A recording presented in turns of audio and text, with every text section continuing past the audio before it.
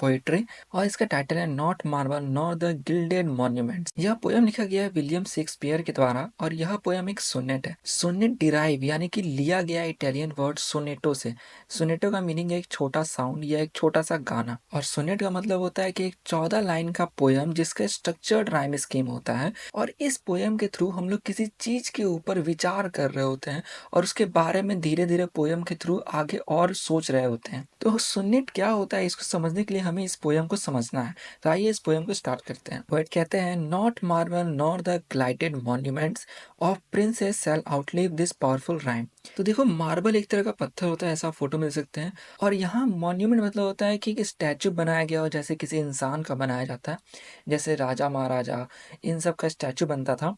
Gilded का मतलब हो गया कि जो कवर्ड हो गोल्ड से, यानी उसके ऊपर गोल्ड डाला गया हो, यानी गोल्ड की एक परत हो। सेकंड लाइन है, of princes shall outlive this powerful rhyme, यानी जो प्रिंसेस हो गए, यानी जो राजकुमारी या राजा महाराजा की जो हम लोग मॉन्यूमेंट्स यानी जो स्टैचू देखते हैं, वो इस पावरफुल राइम से ज़्यादा आउटलिव नहीं करेंगे, यानी इस राइम से ज़्यादा वो एग्जिस्ट नहीं करेंगे।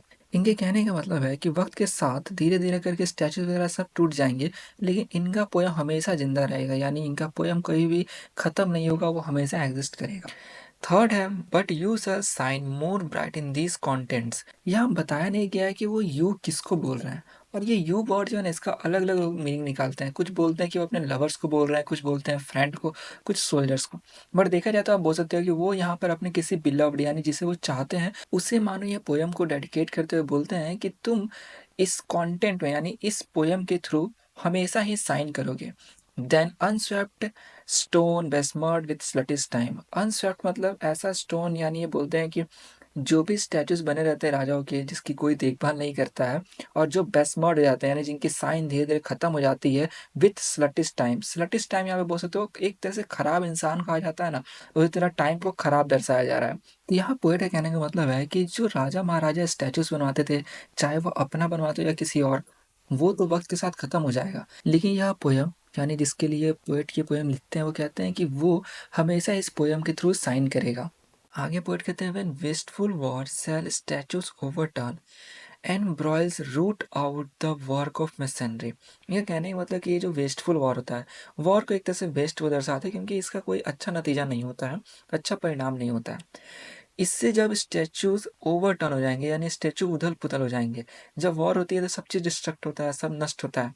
और उस समय इस ब्रॉयल्स में, ब्रॉयल्स का यहाँ मतलब है कि इस फाइटिंग में, इस लड़ाई में root out the work of masonry, यानी ये जो मेसनरी का वर्क है, यानी ये जो पुतले बने हैं, स्टैचूज बने हैं, इनके भी वर्क को रूट आउट कर देंगे, यानी ये भी डिस्ट्रक्ट हो जाएंगे, ये भी टूट जाएंगे। तो यहाँ इस लाइन का मतलब हुआ कि लड़ाई के दौरान सब कुछ उथल पुथल हो जाता है, तो इस बीच जो भी स्टैचूज वगैरह भी होते हैं, चाहे राजा महाराजा किसी का भी हो, वो सब भी टूट फूट जाता है। आगे का लाइन है, nor Mars his sword nor Wars quick fire cell burn the living record of your memory. लेकिन मार्स, मार्स यहाँ गॉड ऑफ वार को बताया गया। तो इधर कहा जाता है कि मार्स यानी गॉड ऑफ वार का जो तलवार है, और ना ही क्विक फायर।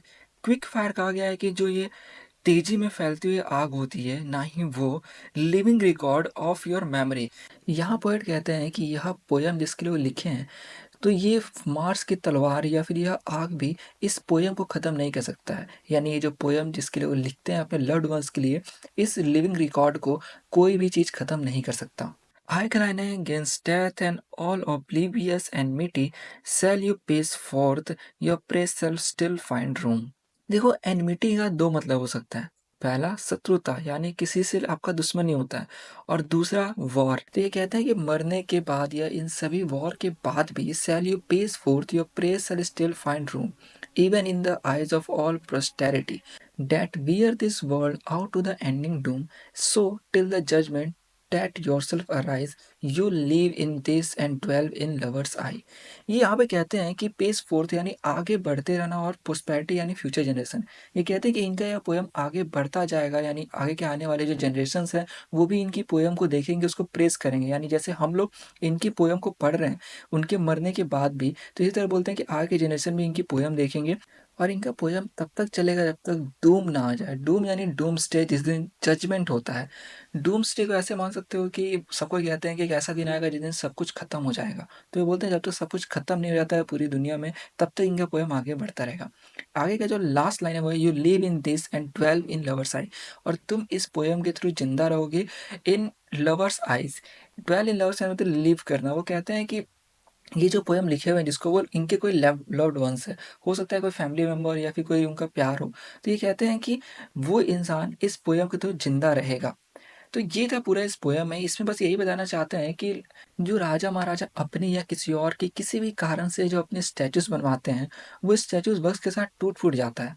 लेकिन यहाँ पे पोएट कहते हैं कि उनकी यह पोयम जिसके अंदर वो यह पोयम किसी अपने लव्ड वंस को डेडिकेट कर रहे हैं, तो ये उनका पोयम हमेशा ही चलता जाएगा। और ये जिस भी लव्ड वंस के लिए उन्होंने ये पोयम लिखा है, ये हमेशा इस पोयम के थ्रू जिंदा रहेगा जब तक कि लास्ट डूम स्टे ना आ जाए, यानी दुनिया खत्म होने को ना आ जाए। तो ऐसा एग्जाम्पल भी देख सकते हो कि लगभग 300-400 साल पहले जो है विलियम शेक्सपियर मर चुके थे, लेकिन अभी भी उनकी पोयम हम लोग पढ़ते हैं। तो ऐसे ही बोल सकते हो कि उनकी पोयम अभी भी जिंदा है क्योंकि हम लोग उनको पढ़ रहे हैं। तो ये था पूरा इस पोयम के अंदर। आशा करता हूँ आपको वीडियो अच्छी लगी। वीडियो अच्छी तो प्लीज लाइक कर दे दोस्तों, शेयर कर दे और चैनल सब्सक्राइब करना बिल्कुल भी ना भूलें। मिलते हैं नेक्स्ट चैप्टर के वीडियो में।